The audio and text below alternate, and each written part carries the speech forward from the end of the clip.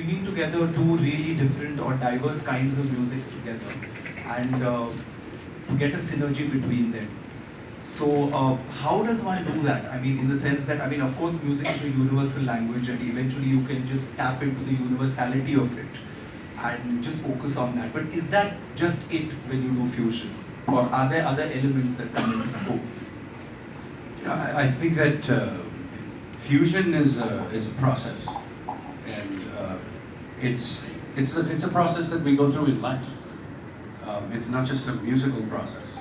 It's analogous to what we do when we. I mean, for myself, I grew up on Long Island in New York. We grew up with no Indians around, so I had to make sense of my existence in America. So when I became a composer, when I became a musician even, I had to put it into context, and I had to make it make sense for the people that I was interacting with. So how do you take a rag and make it make sense to somebody who has no context for it? So that is, for me, what the process of fusion is. It's about making, and not just in music, like I said, in culture.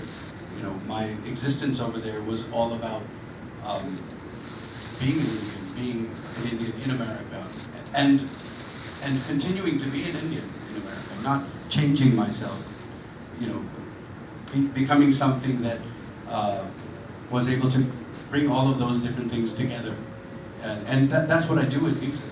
You know, I try and bring different context, take a different landscape, and tell it the same story within a different landscape, so that maybe somebody else can understand that story in a way where they might not have if it was told in the traditional manner. And how much of this is instinctive and how much of it is craft?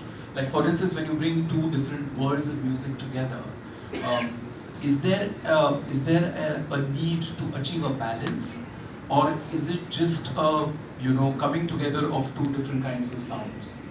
There definitely has to be a need for balance, and that's trial and error. I mean, for everything that I've put out there in the world, there's a lot of things that I haven't, because it didn't work.